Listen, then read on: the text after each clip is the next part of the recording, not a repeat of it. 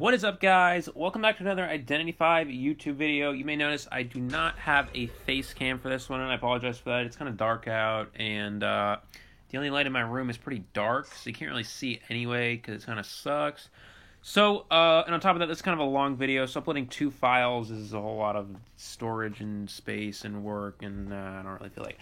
Anyways, guys, I do want to apologize for not uploading a lot of videos recently. I've been really busy with college, and I've been getting on that Among Us train, so I've been doing a lot of that. But yeah, I'm back to uploading videos, hopefully up, 3 videos a day, but I did wait to the end of the season for this one, and I'm actually very excited about this one. This is the Season 12 Hunter tier list. Again, I was thinking about uploading it earlier in the season, but I decided not to. Better to wait, kind of see how, with Sculptor being incorporated into gameplay and stuff, how that would shape the meta, for Hunters. So, I did wait on that. But, without any delay, let's get into the video. The first Hunter on the tier list in C tier, I will be going C, B, A-, A, and S tier. First Hunter on C tier is Hellember. Now, Hellember has always kind of been the worst Hunter in the game. His mid and late game is very, very strong if you can get it to that point. His presence abilities is very strong. He's very good camp, good map control. But the biggest issue with Hellember is that his early game chase is so suboptimal, it's not even funny. I mean, getting the first down with Hellember is so difficult. It's ridiculous. It's very hard to do.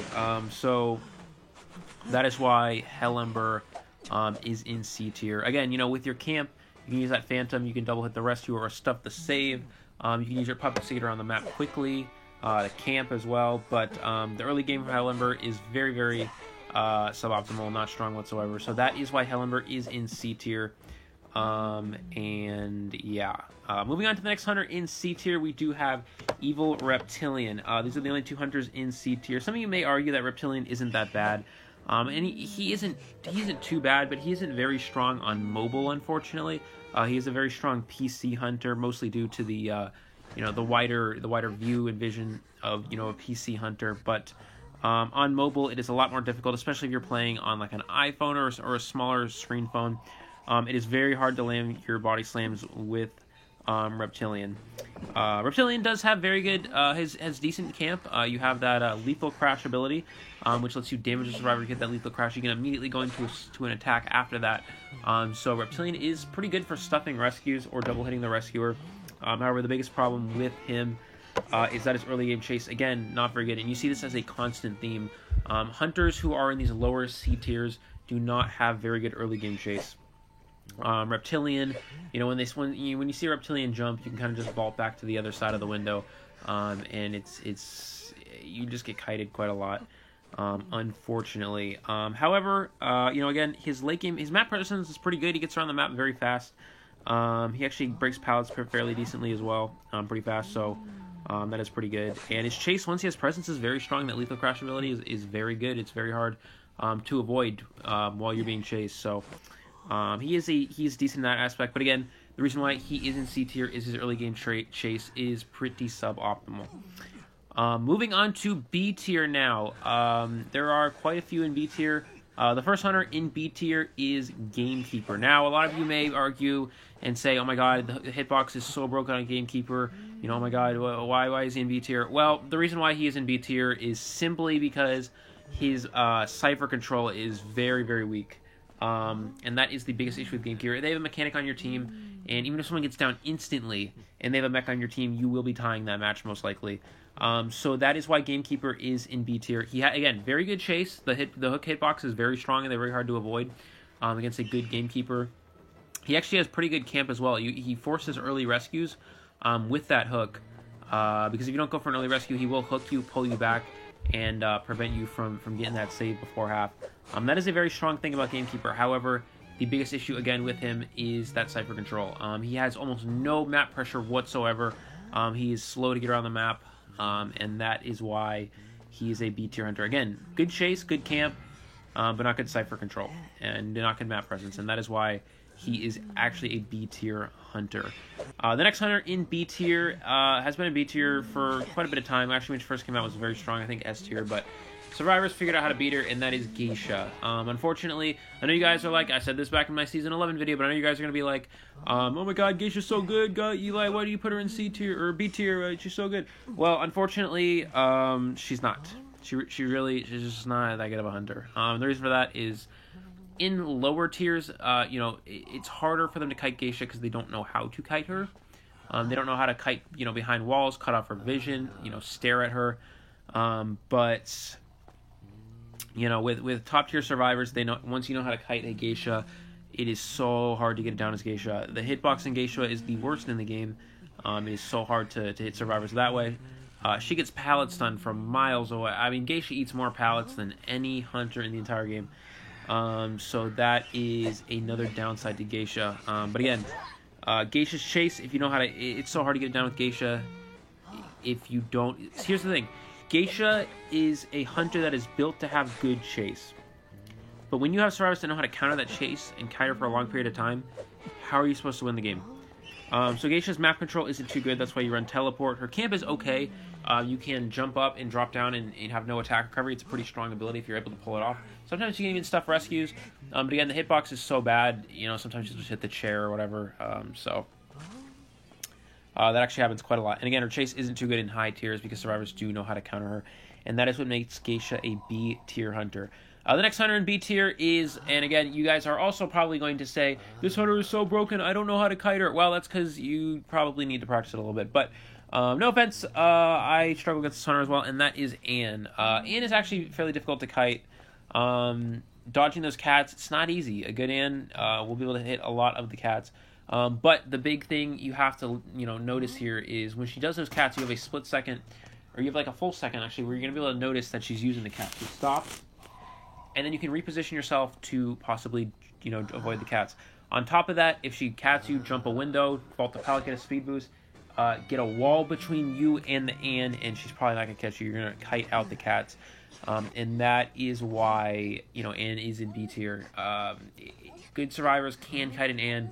Now, Anne, something to keep in mind, Anne has very, very good camp. Very good camp. She can stuff rescues with ease. You can get terror shocks. Because it forces the survivor to. A lot of survivors thrusting against Anne, they panic. They try to go for a save, and it results in a terror shock. But Anne is a very strong camper.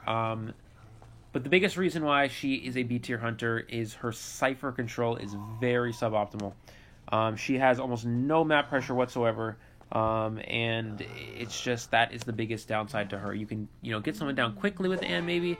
You can camp, maybe stuff a rescue, but you'll still, if you get a quick down with Anne and you stuff a rescue, you're probably still going to tie the match, just because Anne's cipher control is so hard to control ciphers with Anne. A good team will always tie or win against your Anne, and that's why she is a B tier hunter. The next hunter in B tier, I hate to say this, but he's been falling down over the last few seasons, and that is Clown. I used to be a Clown main. I love Clown. Clown is probably the most fun hunter in the game to play, in my opinion.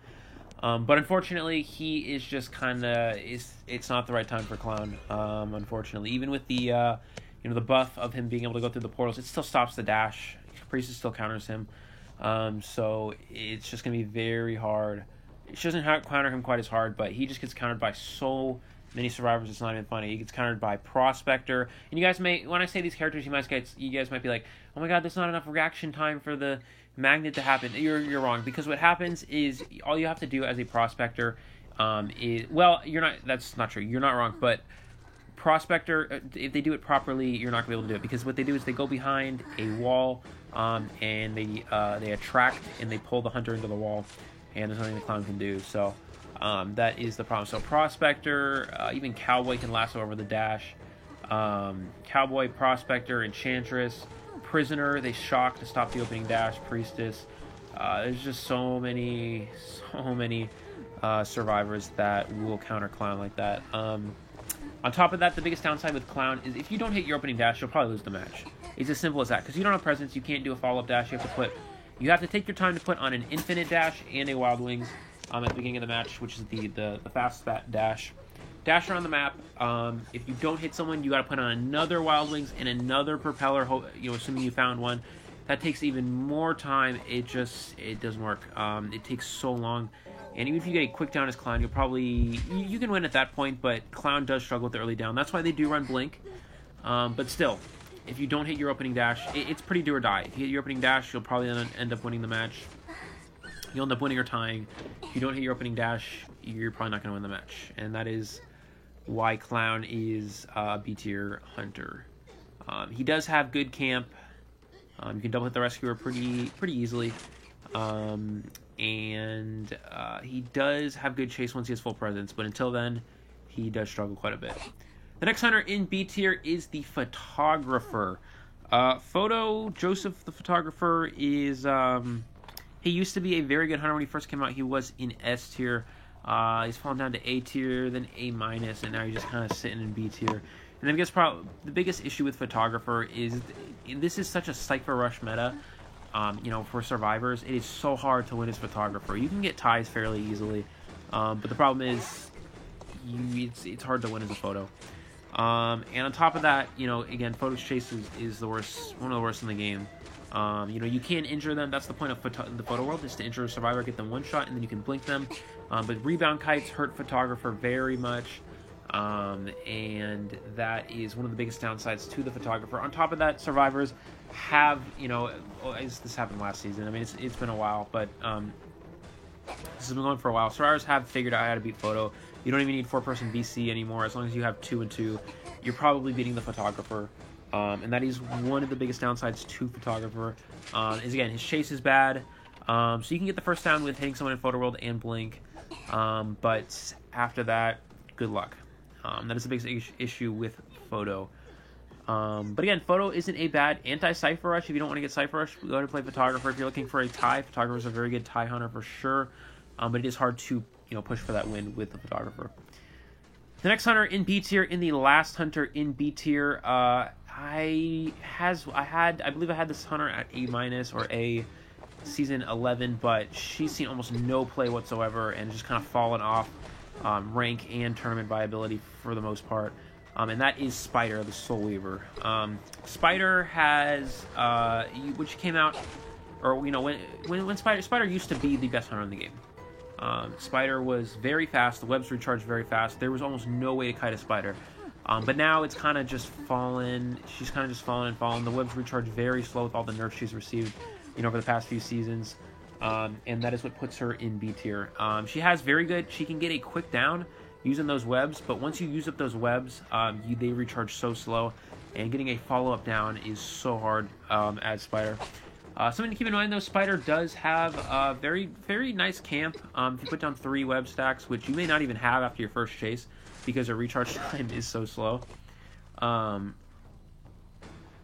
Spider does, she has good camp. If you can't get those 3 stacks of webs down, her attack recovery is very fast. She has very ridiculously fast attack recovery. On top of that, she has the web shot as well to, you can sometimes get a Stuff of a Rescue if they don't save within the 8 seconds of the recharge time. Or you can get a Terror Shock on a Mercenary. It also slows them down as well. So that is what makes Spider. Spider is still a very, very strong hunter. And on Red Church, she is broken. I mean, Spider is so good on Red Church. That is by far her best map. But on other maps, on bigger maps like Moonlit River Park, Lakeside Village, she's not too good, unfortunately. Her Cypher control isn't too good as well. And unfortunately, that does make Spider a B-tier hunter. Now, she is the best hunter in B-tier. She's still very strong, just not as strong as A-A or S-tier hunters. Moving on to the next tier, this is A- tier. Now, I kind of had a debate whether to put Spider or this character in A-. I ended up choosing this character over Spider, and that is Ripper. Ripper still sees a lot of gameplay. Ripper is still a very, very strong hunter. Has not been changed. Ripper has always been a very strong hunter.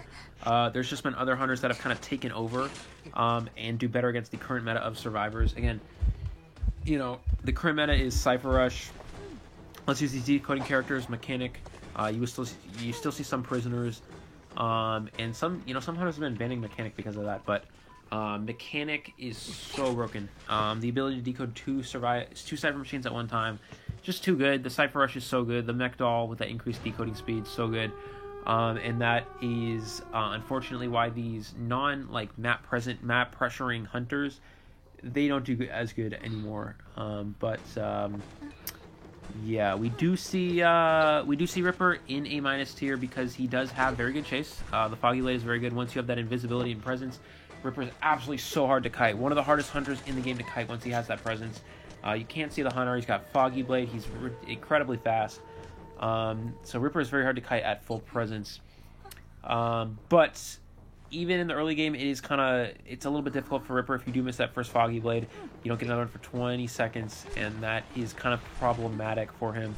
However, Ripper can get very quick downs. If you hit a Foggy Blade, follow it up with a second hit immediately, that's very good, and you probably will win that game if you're Ripper. Ripper also has some pretty good camp. You can double hit the Rescuer usually. If they dodge the Foggy Blade, though, it's hard to stuff the Rescue. You can honestly just run straight to the chair they Foggy Blade you, and you save before they can hit you a second time. So that is the biggest issue with Ripper, is that his camp isn't quite as strong as some other hunters, but he does have very strong camp and very good chase, just not very good map control or cipher pressure. He is very fast, so he can move 2 ciphers and back to the chair, but other than that, if you die away from all cipher machines as a survivor, you will get cipher rushed if you camp hard as a Ripper. Okay, so the next hunter in A- tier is Feaster. Now the reason why I have Feaster a little bit high, sorry for the cutout there. That was a little bit of editing thing. Someone called me and I have to continue doing it now. But yeah, anyway, the next hunter is Feaster, and Feaster is the reason why I put Feaster higher than Ripper. Is that Feaster he technically has a little bit of cipher control in a manner of speaking. Every time you get a survivor down, the tentacles will spawn next to the closest survivor, or spawn next to, not close survivor, they'll spawn next to all survivors. And if they're on a cipher machine, they are forced to remove the tentacle before they can continue to decode, because they do decode slightly slower if there is a tentacle next to them. So they do remove that tentacle. That does take a few seconds. It only takes like 3 seconds, something like that. It's not very long, but it does buy a little bit of time. On top of that, Feaster it's not easy to kite a Feaster. In top tiers, a lot of, high tier survivors do know how to do it. You gotta loop tentacles, and you gotta remove the tentacle when you have like a wall or a pallet between you and the Feaster. But yeah, for the most part, Feaster is very good in lower tiers because survivors do not know how to kite those tentacles. He's also good in mid tiers as well, but in higher tiers, he's not quite as good, but still is used quite a bit.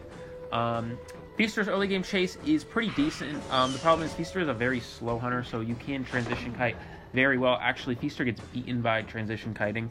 That is his biggest weakness. He has pretty good camp. He doesn't really stuff the Rescuer because you do have a second. After you use a tentacle, you have a second before you can use your actual attack, and it gives the survivor enough time to go for that rescue. But Feaster is very, very, very strong at double hitting the Rescuer, because you tentacle the survivor, they rescue, then you double hit the Rescuer with your actual attack, and then you go after the rescued survivor. So Feaster is very good for that. And just based off of that puts Feaster in A- tier. The ability to double hit the Rescuer, on Feaster's end is a very strong ability for him. Moving on to A tier. The first hunter I have in A tier, it really depends on how good you are at playing him, and that is Mad Eyes.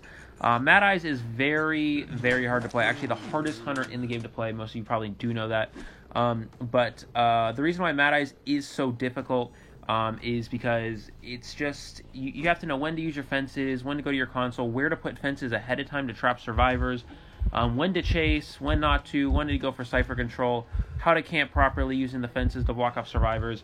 It's just memorizing the entire layout of the map, predicting where survivors are going to go, trying to fence them up, trap them in. It's just so difficult to do as a Mad Eyes.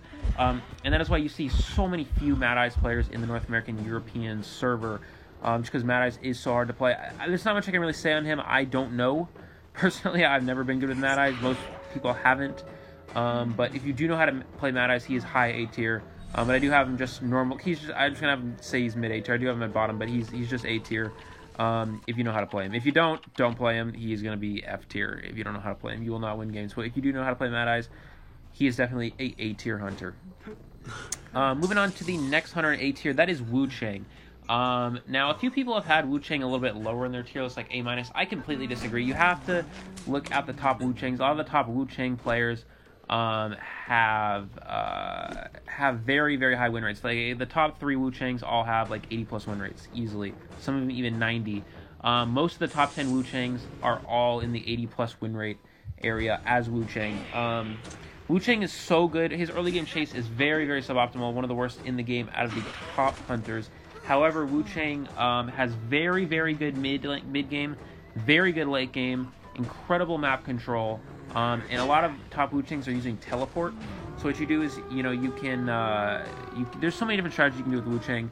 This gives you like a double teleport option, so all one of your teleports is on cooldown, you use the other one, and you literally can go across the entire map as much as you want freely. It is absolutely broken. A lot of Wu Changs will try to umbrella jump scare a survivor, get a free hit, and then maybe get it down that way. But if they get kited for too long, they will umbrella or teleport away. And you kind of just keep going around the map until you get a down on a survivor. And you don't even have to camp. You can literally just teleport on survivors and just keep moving around the map. One thing you can do is you get a survivor down, teleport to another Cypher, maybe get a hit in on that survivor, and then umbrella back to camp. Or you can just teleport on another Cypher, get that survivor down, share them, make the rest of your waste tide turner on the first one. Now they don't have any tide turner to work with. Wu Chang just has so much incredible pressure that way. Also, in the end game, if you're in claustrophobia and there's 4 people still up, you're probably in a tie. Just because you can get it down in the survivor, teleport to one gate, teleport to the other gate. You just have so many things going for you. It is absolutely incredible as Wu Chang. On top of that, if you have one Cypher machine remaining and there's 3 people up, you've probably won as Wu Chang. You get the survivor down, you don't camp at that point, you just teleport in the last Cypher, keep going around the map. They will never finish a Cypher machine, and you'll most likely end up winning that game. That is how strong Wu Chang with teleport is, and that is why Wu Chang is an A-tier hunter. He's also very good. He also has pretty good camp. You can soul siphon the rescuer, prevent them from saving. You can hit the rescuer from a distance and then bell them. If you run black for him, get the second hit and prevent the rescue that way, or teleport back to the chair, whatever it happens to be. Wu Chang is just so strong in so many different aspects. It's just the early game for Wu Chang is why he's not an S-tier hunter. He's an A-tier. Getting that first down with Wu Chang is difficult. Once you get that first down, though, if you get it down quickly enough, you will have won the game fairly easily. Moving on to the next hunter in A-tier, that is Bloody Queen. Now, a lot of people may think that Bloody Queen could be higher. Maybe people will think that she should be lower. But Bloody Queen, I think, is a low-ish A-tier hunter. Not A-, but is a low A-tier. The problem with Bloody Queen is she is very, very good for getting a tie. Okay, if you are trying to get a tie, you're trying to tie your match, Bloody Queen is a very strong hunter for that. But if you're trying to go for consistent wins, you're not going to get it with Bloody Queen. Maybe in lower tiers, maybe in middle tiers. But once you get to high tiers, Bloody Queen's mirror recharge takes so long. When she received her nerf, they nerfed her 3 different times. They nerfed her speed, her mirror cooldown, and how long her mirror lasts. And that hurt her so much. At this point, Bloody Queen is one of those hunters, if you could ban 3 survivors, you will win every game with her. If you could ban Seer, Mercenary, and Mechanic, you will probably win. But the fact that you can only ban one of them pretty much secures the tie. If you ban Seer, you have to deal with a mech getting Cypher rushing you. If you ban Mercenary, you got to deal with the mech Cypher rushing you, and having to 3-hit a survivor, which means you have to use your blink and 2 mirrors, which means you can't afford to miss a mirror, or else the Seer Owl is just going to pretty much win the game for the survivors. Like, you just don't have enough time. Bloody Queen's chase, though, is very broken. She has probably the best chase in the game. It is so hard to kite a mirror image. Something that goes through walls, it's so difficult to do. And on top of that, her Cypher control is very good. You can mirror Cypher machines while camping. Her overall camp itself isn't too good, but she does make up for that with that incredible Cypher control. But yeah, it's just that the problem is the mirror takes so long to recharge. It just makes her an A-tier hunter because of that, and she is a heavy tie hunter based off of those things. The next hunter in A-tier is Bonbon, guard 26. Bonbon is, he's one of those hunters that gets Cypher Rush very hard, but has the best camp in the game. Bonbon has the best camp in the game. On top of that, Bonbon's chase is actually pretty good as well. A lot of people are like, oh, Bonbon's chase sucks, I can kite him all day. If you get 3 Cypher Kite as Bonbon, you probably still end up tying just because his camp is so broken. You can double with the rescuer, you can stuff the save. Just based off of those things, it's so good. However, Bonbon's chase is pretty good if you know what you're doing. Getting those bomb chains down. I see some of the top Bonbons play, and they almost don't miss bomb chains. They can get down so fast, it's not even funny. Even on things like Enchantress, because they just chain the bombs from a distance, and the Enchantress can't use the stun. So Bonbon's chase is actually pretty good if you know what you're doing. And Bonbon's camp is broken. It is the best camp in the game. However, his Cypher control isn't too good. However, if you die near and get shared near with anywhere near a Cypher machine, the Bonbon will just throw bombs at the Cypher machine, and he can control Cyphers that way. So his Cypher control isn't too bad, because you do have that option if you're near a Cypher. His camp is broken, and his chase is pretty good, so that is what makes Bonbon an A-tier hunter. The next hunter in A tier is Violinist. Violinist used to be one of the better hunters, maybe S tier at some point, not entirely sure, but he is now an A tier hunter, and that is because there are other hunters that have just been performing better. He's just been outperforming. Survivors have figured out how to, beat Violinist more than they used to. Back when he came out, Violinist had a win rate up around, top Violinist win rate were like 80-90%. It was ridiculous. But now they're down to like 60, 70, somewhere around there, just because, Survivors have figured out how to actually beat Violinist. Violinist's chase is pretty good. You can block off alleyways, pallets, windows with the string. You can get those guaranteed hits. The string recharge is pretty fast. And you can get downs pretty quick with Violinist if you do it right. He also has very good cipher control. You can use that Rhapsody ability to throw the notes at the cipher machines. The survivors just get hit with the notes. They'll have to remove them before they can continue to decode, or their decoding is reduced so much they won't really be able to make any progress. Or they can just dodge them, and that means they're not decoding, so you buy time that way as well. So overall, Violinist chase is pretty good. His cipher control is significantly well. His map presence isn't too good, but he does have cipher control. His camp is very, very good. Violinist has very good camp. You can stuff rescues if you hit them with the string. If you don't, you can. What some violinists do is they string right when the survivor is rescuing, so that way both survivors get hit, both the rescuer and the person being rescued, and then you hit the rescuer with your actual attack and double hit the rescue. It's very good, and you get like 3 presents from that. It's a very good ability. So Violinist overall is a high A tier hunter just based off of his pretty good chase, good cipher control, and very good camp. And that is what makes him an A tier hunter. The next hunter in A tier. Now this was kind of a debate who I wanted to put higher in A tier. There is only one S tier hunter, we'll get to that later, but the last 2 hunters in A tier, I was really 50-50 for the most part on which to put higher, but I did end up putting this hunter a little bit lower, and that is Sculptor. Sculptor right now is very strong. A lot of the top hunters with Sculptor have very high win rates, 80-90%. This is the same thing we saw with Violinist. Okay? Same thing we saw with Violinist last season when Violinist came out and became a big hunter. Survivors didn't know how to beat Violinist. Right now, Survivors do not know how to beat Sculptor for the most part. And top Sculptor's win rates are very high. They're up around 80 and 90%. And that's very good. But when people figure out how to beat Sculptor like they did with Violinist, Violinist also did get a nerf, but it wasn't too bad. But when Survivors figure out how to beat Sculptor, she's not going to be as strong as she used to be. But for the time being, Sculptor is still a very strong hunter for the most part. Or later she will still be very strong, but right now she is one of the strongest hunters in the game. Her chase is very good. It is hard to dodge those statues. Good hunters will block you off. They will push you towards you and get the hit. They will damage you twice with statues and then get you the regular hit. Good Sculptors are very hard to kite. On top of that, Sculptor's camp is very, very strong. She has very strong camp. It's not quite as good as something like Bon Bon, but it is still very strong. On top of that, her map presence is very, very good. She can throw that chisel across the map and statue survivors, while they decode. On top of that, she can also move around while she does that, which is very strong as well. So just based off of that, and people not know people not knowing how to beat Sculptor just yet, this makes her a high A tier hunter and the 3rd best hunter right now in the game, in my opinion. The next hunter in A tier is Axeboy. This is the last hunter in A tier before S tier. Axeboy is a very, very strong hunter. I don't quite believe he's strong enough to be in S tier, but I do think he is probably the 2nd best hunter in the game. The reason why Axeboy is so strong is if you can hit those souls, the fireballs, it is so hard for survivors to avoid them. That used to be, it's actually not, it's a little bit easier now because you see the line. But the fact is you have to kite while looking in front of you and behind you at multiple times. And good Axeboys will not give you a reaction time. They'll pull the soul right when, it's like right in front of you. And the reaction time, it's just so hard to do. So Axeboy is very good for that. He has very good chase. He also gets a speed boost. Axeboy is so fast. He's a fast hunter in general. The fact that the trees give him the pathway when they're connected, just giving that speed boost is also insane. He's just so hard to kite because he is so fast. On top of that, he has a quick attack, so swinging at pallets, it's good. The fireballs are hard to dodge. His camp is pretty good if you can land the fireball. However, it is kind of hard to stuff stays as Axeboy. A lot of times survivors, the way to dodge a fireball when going for rescues, you run to the hunter and kind of just get right next to the axe boy, and you kind of just avoid it that way. And whichever direction he pulls from, you just go away from it. But yeah, for the most part, axe boy his camp is pretty good.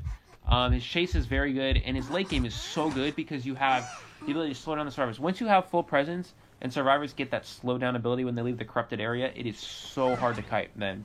And that's what makes Axeboy the best A tier hunter, just because that slowdown ability is so powerful. It's so hard to avoid those souls, or when he gets that incredible speed boost. And when the pathways are connected like that. What Axeboys do is they get it down a survivor, use the pathway to chair them very far away from where they got them down, but chair them next to a Cypher machine. And then they'll pathway to the Cypher machine and go back and forth, basically. And this way they can control Cypher Rush as well. So that's what makes Axeboy the best hunter in A tier. Moving on to S tier, and the only hunter in S tier, this is pretty obvious, it is Dreamwitch. Dreamwitch has, for a while, has been the best hunter in the game. She is so hard to beat. You have the ability to use traits over and over and over with leeches, main body, and spawn follower. Double patroller, you can't kite it. You just cannot kite a double patroller. You get patroller with the main body, you get patroller with the spawn. It's so hard to kite. Kiting a patroller, it's very hard to do. On top of that, Blink as well isn't too bad with her. You have so many options. You can have normal late game.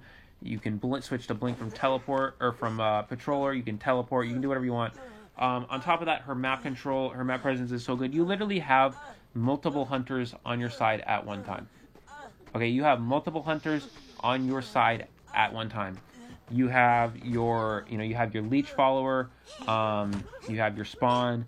You can camp with the spawn and then have the leech at a distance. You hit the rescuer coming in for the save, and then switch to the one on the chair, or switch to the spawn camping the chair. Hit them with that. You can stuff rescues that way, or you can double hit the rescuer that way. On top of that, Dreamwitch's attack recovery is very fast. It's just so hard, especially with Berserker. It's so hard to beat.